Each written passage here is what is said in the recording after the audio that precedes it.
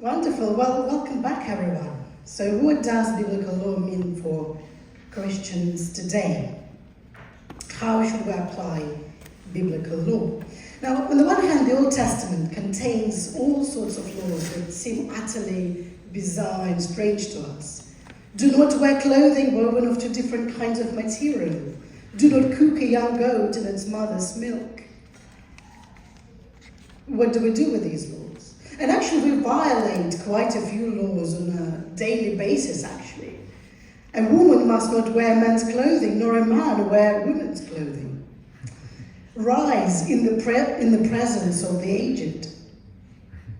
The pig is unclean. So all sorts of laws that we just violate with some regularity. Now, on the other hand, we tend to embrace some laws, and we actually quite like them, like the Ten Commandments, or love your neighbor as yourself. You shall not commit murder. We quite like those laws. So why do we ignore some laws and adhere to others? Which ones are valid and which ones are not? How do we decide what's the logic there? So that's the question we're grappling with today. Well, let me start actually with some really unhelpful ways of thinking about this problem. Here is one. We don't bother with those weird rules because they're just Old Testament laws. Well, hopefully, we've been doing this for 3 nights now, so hopefully you sort of don't agree with that line of thought, but there are actually principled reasons why we do not observe certain laws as written, so we'll talk about them in a moment. But if you're sort of still kind of tempted to that line of reasoning, here's a question for you, which I think crystallizes a lot of issues. Will there be law in the new creation? So when the heavens and the earth have passed away, will there be seminars on biblical law still running?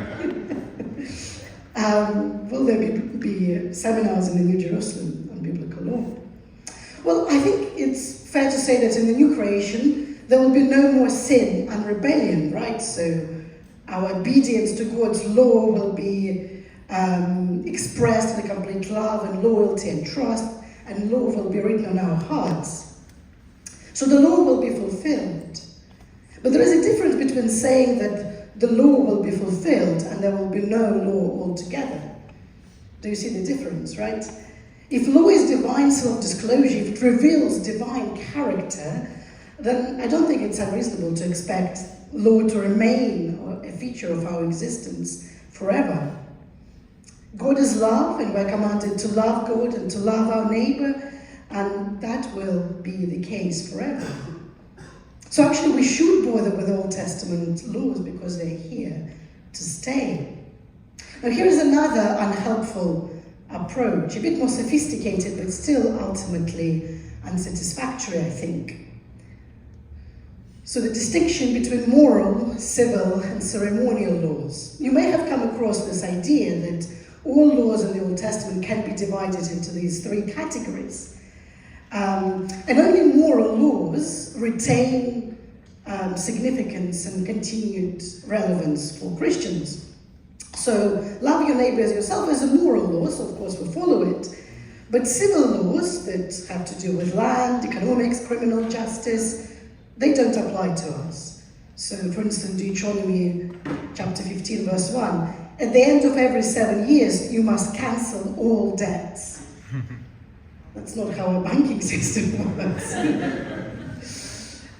So that's a civil law that doesn't apply to us. And then ceremonial laws obviously deal with sacrifices, festivals, and various priestly activities. Well, here's the problem with this distinction. It's kind of very attractive because it solves our problem, right? We can just finish here and go home. We've solved it. But actually, the problem is that these distinctions are arbitrary and they're not there in the Old Testament itself. They're imposed on the text from the outside. So the Old Testament itself gives no hint of any such distinction. So if you have a Bible with you, if you go to Leviticus chapter 19, verse 18, that's the famous love your neighbor as yourself, which Jesus quotes. So that's Leviticus 19, verse 18. Now the very next verse is, do not wear clothing woven of two different kinds of material. So it's impossible to separate moral laws from ceremonial or civil laws. You know, there is no indication that there is a hermeneutical shift that has happened between those two verses. How can we decide that one verse is moral, the other is universal and timeless?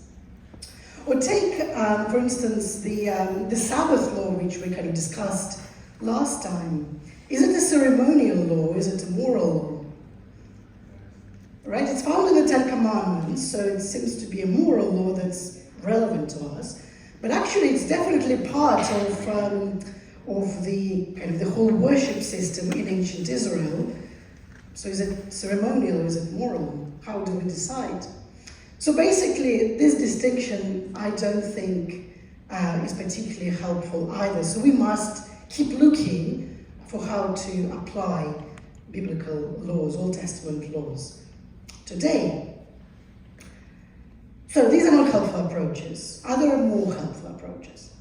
Well, let's start with the fact that actually, rather helpfully, on 2 occasions, the New Testament itself tells us that we should not observe certain Old Testament laws. It's not that we don't have to observe. In fact, we must not observe them. We're prohibited from observing them. And that applies to these 2 kind of family of laws. So take the sacrificial laws. The New Testament makes it clear that the whole religious system of temple, altar, animal sacrifices, priesthood, the Day of Atonement, has been fulfilled by Jesus Christ through the cross and resurrection.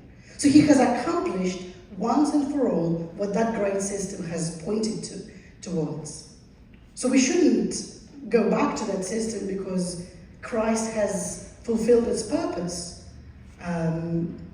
So the sacrificial laws, that's why we don't obey them. Or take the food laws. Now actually, the food laws are quite interesting. So the distinction between clean and unclean animals is actually symbolic, or was symbolic, of the distinction between Israel as God's holy people and the Gentile nations. But in the New Testament, that separation is abolished in Christ. We're one humanity now. So remember, Peter sees that vision before he goes to the house of the Gentile Cornelius, and he's told by God, do not call unclean what God has called clean. So that's a sign that system is no longer for us. Again, because that distinction kind of pointed towards something, towards the realities that no longer exists. So we should not observe these laws because they have been fulfilled in Christ. But you might ask, what about other laws that we find in the Old Testament and that the New Testament doesn't say anything about?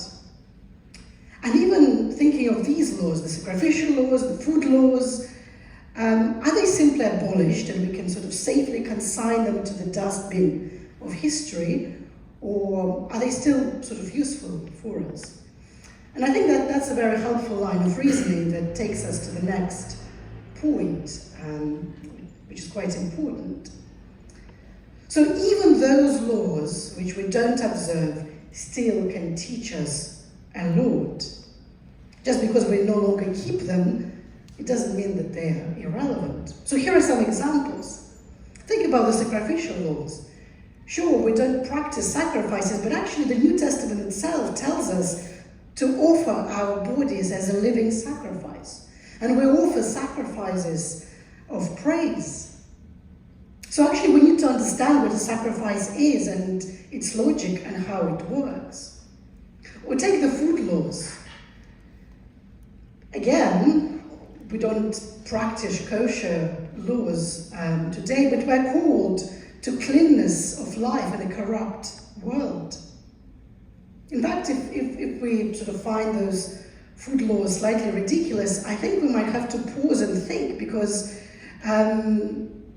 actually that's the sort of sustained commitment that the New Testament calls us to in our moral and spiritual distinctiveness. So those food laws are still quite important. They point to sort of a level of commitment that we must have in our moral and spiritual lives.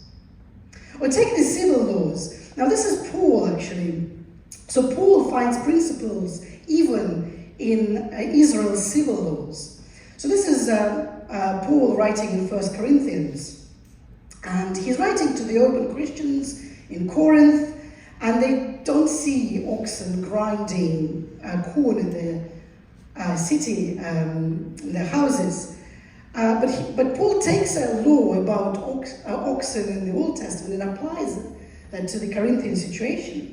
So here's what he says. For it is written in the law of Moses, do not muzzle an ox while it is treading out the grain. It is about oxen that God is concerned. Surely he says this for us, doesn't he? Yes, this was written for us, because whoever plows and threshes should be able to do so in the hope of sharing in the harvest. So the principle here, work deserves reward, right? And Paul sees a principle in this ancient law in the New Testament that was originally meant for the welfare of animals, and he applies it to working human beings in Corinth. So again, that is a law that actually has a lot to teach us. So I think we should take a leaf out of Paul's book here. I think the good apostle is onto something here. So the idea of laws teaching us key principles is very important. And that's how we should be using biblical law today. That's kind of my proposal to you this evening. That's what Paul does, and that's what we should do, following in his footsteps. So remember that law in the Old Testament, in the Bible, is instruction, right? It's parental instruction. The word law, Torah, means the sort of instruction that a good parent gives his child. It's not the law of the land, a formal code of do's and don'ts. And actually, a lot of scholars today call it wisdom law. So it's the kind of law that's not designed to regulate the courtroom, but to shape people's moral imagination. That's actually what biblical law was intended to do in its original context. And all I'm saying is that we should do the same today. I'm not saying that our approach should be any different to what biblical law was designed to do from the start. So often we mistake biblical law for sort of a reference book for rote application by ancient judges facing certain situations. And certainly they did use these laws, but actually primarily biblical law is this series of thought exercises that form us in moral wisdom. That's what law is about. It's about forming us in moral wisdom, training our intuitions, training our minds and our hearts. Here is a riddle for you. It's actually a very ancient riddle, all the way from Sumer, which is an ancient civilization, so it must be at least 6,000 years old. So can you guess what it is? Whoever enters it has closed eyes. Whoever departs from it has eyes that are wide open. What is it? Can you speak up? Sleep? Good guess? No, it's not sleep. Any other guesses? Repeating. I think that's closer. No, I was actually asking, could you repeat the riddle? Oh, sorry. Whoever enters it has closed eyes. Whoever departs from it has eyes that are wide open. What is it? Sorry, can you speak? So so the answer is school. That's a school. I don't know whether that was your experience of schooling. Whether you emerged from your classes and you thought, oh, my eyes have been opened.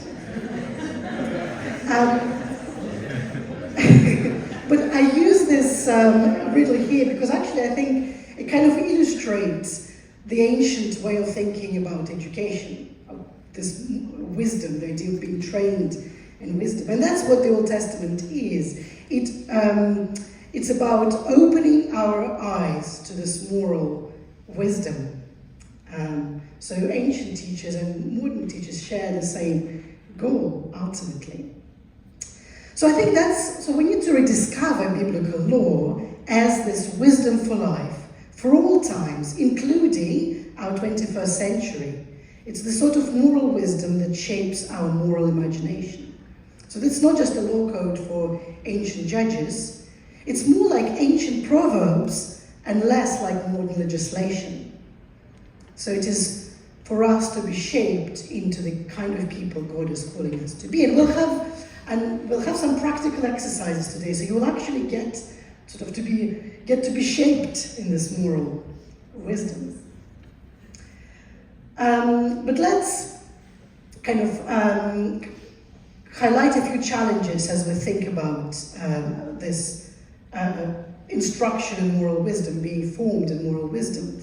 Now, the trouble for us, the challenge that confronts us is that, yes, there is moral wisdom there, but actually law is both sort of time-bound and timeless. There is moral wisdom there that is relevant across all cultures, all times, and all places, but also there is something there that's time-bound and temporary.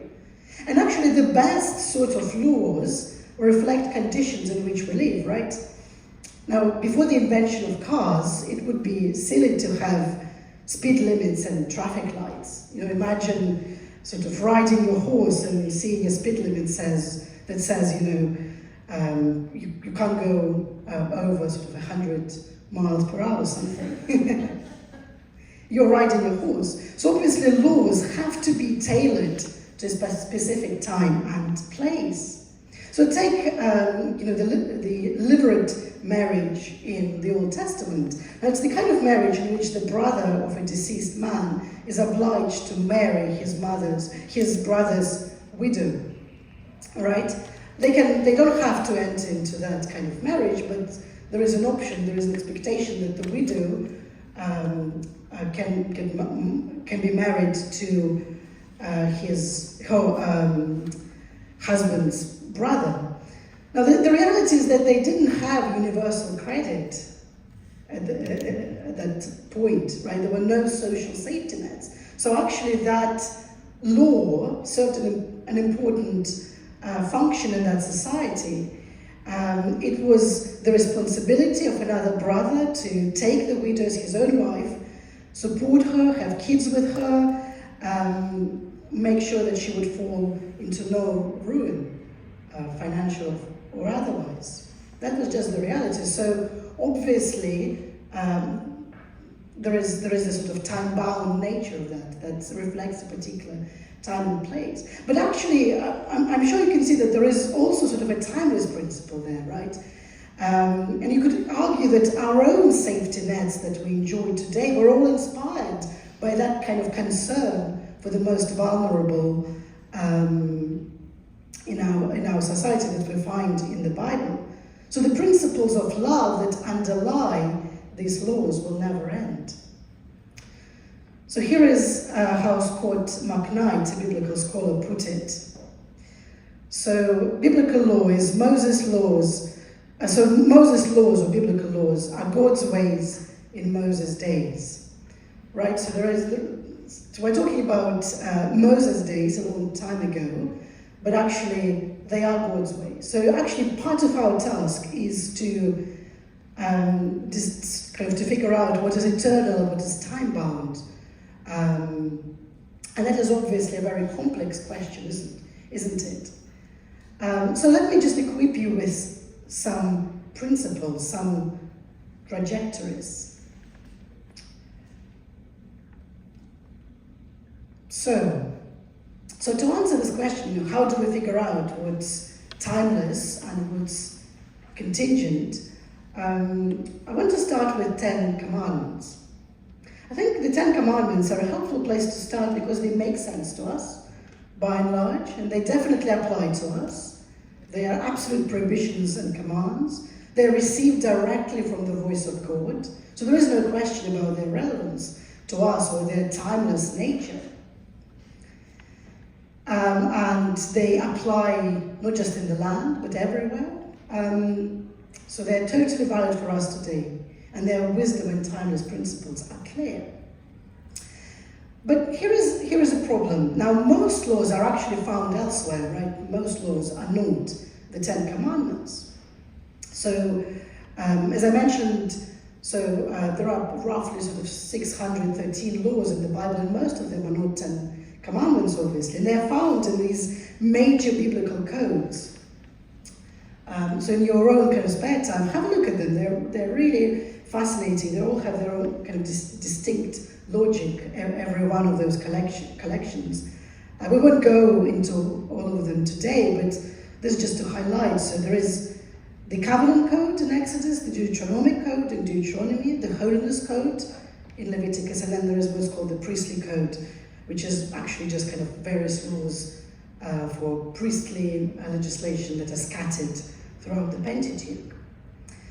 So here is, I think, the question for us. So we get the 10 Commandments, but we're at a loss as to what to do with the other legal collections. But what if I were to tell you that there is, in fact, a connection between the 10 Commandments and all these other laws? And I think that's really the Holy Grail for us, because if we can connect them, then we can take a step towards understanding the relevance of those laws and their wisdom for us. And actually, fortunately, scholars see this connection. So biblical laws may be understood as an exposition of the 10 Commandments. So really, all biblical laws may be understood as these thought exercises that expound the 10 Commandments, one at a time. So these laws, biblical laws, are organized according to the 10 Commandments. So here is an example. So we're going to look at Deuteronomy, but similar patterns may be observed in Exodus, in Leviticus, and elsewhere.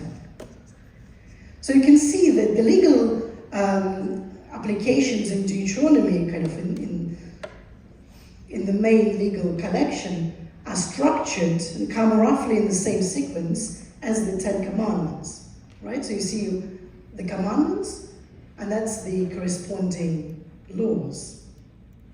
So you could say that the 10 Commandments emerge as the summary of all moral goodness, and the book of Deuteronomy is really a series of practice exercises to unpack the wisdom contained in the 10 Commandments. So it's a kind of divine commentary and practical guide to the 10 Commandments. So I think reading Deuteronomy in this way is very insightful. So for instance, take those peculiar dietary laws that we often kind of wonder about. So that's Deuteronomy chapter 14, verses 1 to 21. Now, which commandment do those dietary laws apply to? Chapter 14. So it's about bearing the name of God. Do not bear the name of God in vain. So dietary laws are actually about bearing the name of God in a worthy manner. So it's about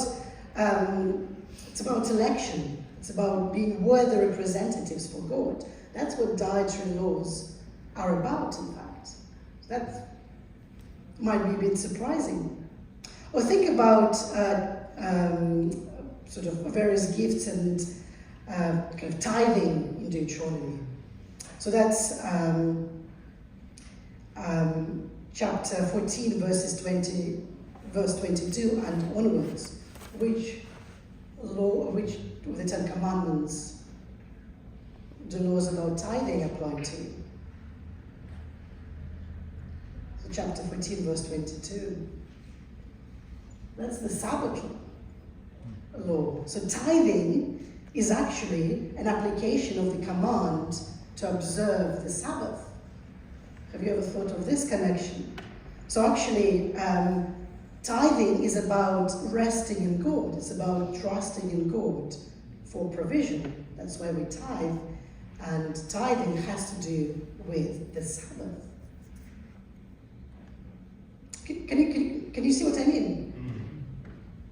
So that gives you a really surprising kind of perspective on the moral wisdom contained in the Ten Commandments, right? So tithing is about Sabbath. The dietary laws are about bearing the name of God in a world that doesn't necessarily love God. So here is, let's look at kind of another example in a bit more detail. So this is a seemingly obscure law. Do not plant 2 kinds of seed in your vineyard. If you do, not only the crops you plant, but also the fruit of the vineyard will be defiled. Do not plow with an ox and a donkey yoked together. So think about this pair of laws in Deuteronomy. Now these are undoubtedly wise business practices.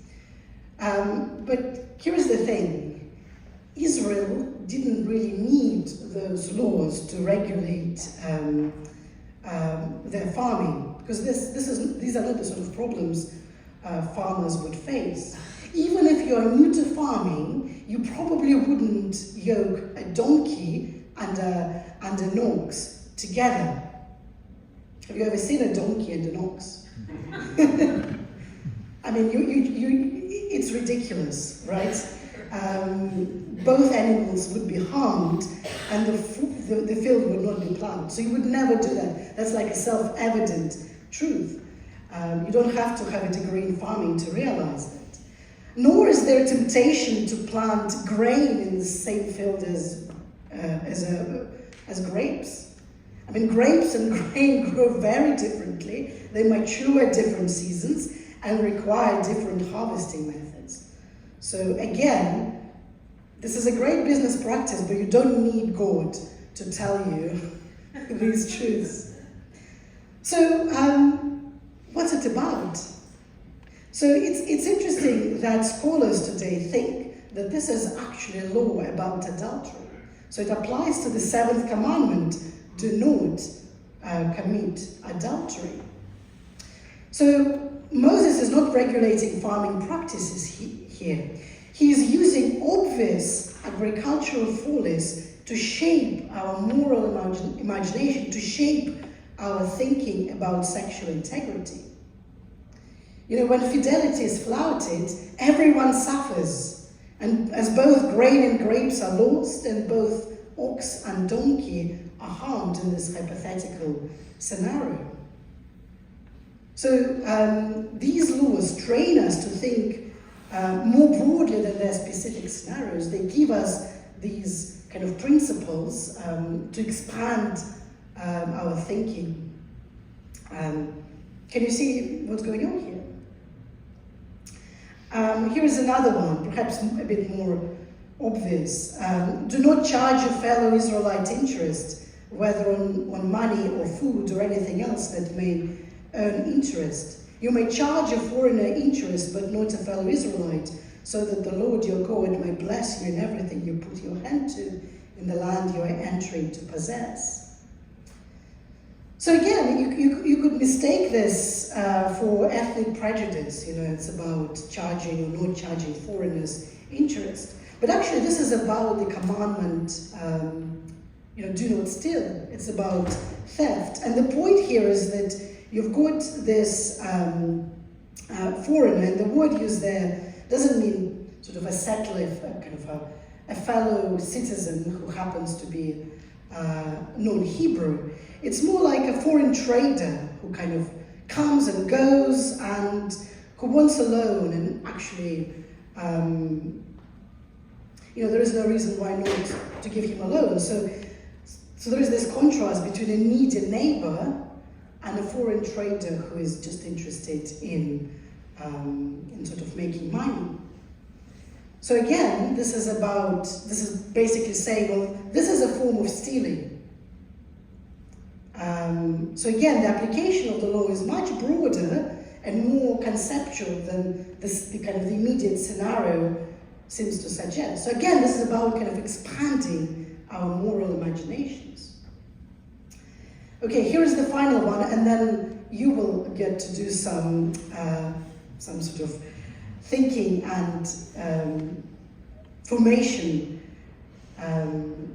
in biblical law. So here is, again, so this is Deuteronomy chapter 24. And if you read it, it seems to be about divorce. So let's read it together. If a man marries a woman who becomes displeasing to him because he finds something indecent about her, and he writes her a certificate of divorce, gives it to her and sends her from his house. And if after she leaves his house, she becomes the wife of another man, and her second husband dislikes her and writes her a certificate of divorce, gives it to her and sends her from his house, or if he dies, then her first husband, who divorced her, is not allowed to marry her again after she has been defiled. That would be detestable in the eyes of the Lord. Do not bring sin upon the land the Lord your God is giving you as an inheritance. So at first glance, it's about divorce, right? But let's think about it. How often would Israel face this remarkable situation? So actually, it's a story about divorce, but divorce is kind of incidental. That's kind of the scenario that this wisdom tale is using. This is not about divorce at all. Divorce is just the story used. This is actually a law about economic honesty, and it appears among Deuteronomy's reflections on the command, do not steal. Here is how it works. So in the ancient world, the purpose of a certificate of divorce, which is referenced there, was to document the property that a woman retained after divorce. Right? So in the first scenario there, the husband divorces the woman because of a fault in her. So for some reason she's the guilty party, and she would probably have would have been released empty-handed. So the husband profited by divorcing her, keeping her property for himself as documented in her certificate. Then the second scenario there. So the woman was divorced again, so she remarries, and then she remarries and she's divorced again, but this time it seems to be not because of her fault, but either because her husband simply died, or perhaps because her husband didn't like her, but that's not a valid reason for divorce. So actually, in the second scenario, she retains her property and inheritance rights. So actually, she had some property at this point. And now her first husband, again, has a renewed interest in her because he again wants her property. And this law forbids the first husband from suddenly declaring the woman eligible for marriage because he wants her property again. So you see what's going on here. So this is about stealing. This is about an economic situation. It's not about divorce. It's about changing one's opinion to suit present economic advantage, right? So you can claim ownership of a house when it's valuable, and then you can deny ownership when it becomes a liability. That's the kind of scenario going on here. It's not about divorce at all. So this is a wisdom law designed to stir our imagination about the nature of justice in all kinds of economic dilemmas. So you get the gist, right? So these are wisdom laws designed to get us thinking. So here is an exercise for you. Here is a law, again in Deuteronomy, and it applies, so it's an exposition of the command, do not murder. So let's read this law together. If you come across a bird's nest beside the road, either in a tree or on the ground, and the mother is sitting on the young or on the eggs, do not take the mother with the young. You may take the young, but be sure to let the mother go, so that it may go well with you, and you may have a long life. Now, it's certainly about animal welfare, right? It is about kind of humane treatment of animals, but there are broader principles here as well. So it's commenting on the command, do not murder. So what's going on here? So if you want to turn to your neighbor, just think about this command. What sort of laws, principles would you derive from this commandment? There are no sort of wrong or right answers, really. This is about exercise. It's an exercise in moral imagination. So think about it. Grapple with it. These are really great interpretations. So there is no sort of correct answer that I will reveal. That's the sort of activity that we are encouraged and expected to engage in when we think about biblical law, kind of wrestling with it, pondering it, trying to derive principles from it. And I think all the theories that you've expressed are really fantastic. So hopefully, even this kind of slightly strange and obscure law has suddenly kind of come alive for you. And so this connection to the Ten Commandments and all these other laws and regulations that sometimes appear obscure, I think is really kind of the key to understanding them. So let's talk a bit more about kind of what sort of questions we might ask as we try to derive principles for biblical laws. So really the best way to derive principles for biblical laws is to ask lots of questions. And there are some questions you see on this slide that sort of are designed to stir your imagination. So for instance, what kind of situation was this law intended to promote or to prevent? That's the sort of questions you were asking when you were thinking about that law, about the mother and her young. What change in society would this law achieve if it were followed? What kind of situation made this law necessary or desirable? And etc., etc. So it's about kind of cracking that law open, sort of actively engaging with it, asking all these questions. And then you can direct these questions at our own society today, right? What is desirable, undesirable, and about certain laws, certain situations that we find in our culture today. And in this way, through this kind of questioning, you can we can sort of connect that ancient biblical law, that ancient world, and our contemporary world today. So that's kind of how biblical law can function as this paradigm for moral wisdom for today. So these are the sort of questions you can ask. There are many others, but that's kind of the broad direction of travel. So let's think about another law together. This is about the goring ox that I've mentioned a couple of times. So again, let's read it together and then maybe chat to your neighbor about the meaning of this law. So if a bull gores a man or woman to death, the bull is to be stoned to death and its meat must not be eaten. But the owner of the bull will not be held responsible. If, however, the bull has the habit of goring and the owner has been warned but has not kept it pent up and it kills a man or a woman, the bull is to be stoned and its owner also to be put to death. However, if payment is demanded, the owner may redeem his life by the payment of whatever is demanded.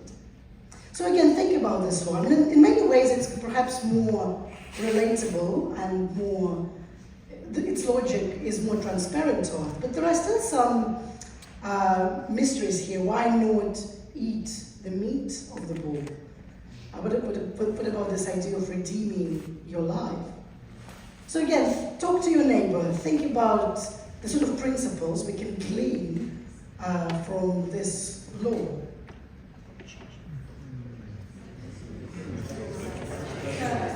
Let's end here. We need some time for Q&A, but I want to leave you with this thought, because actually tonight, as we've been pondering these laws, we've kind of been observing a biblical command as well. So we're already following biblical law.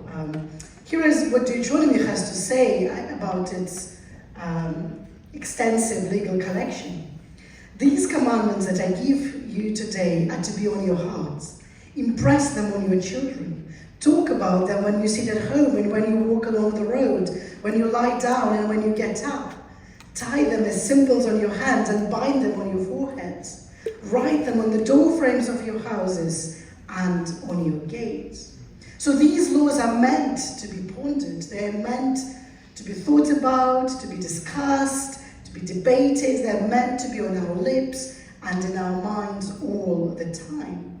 So as you go home tonight, I hope you will keep talking about the goring ox and a bird and your young. What could be more exciting? So great. So let's end here. Yeah, Olga, thank you so much for.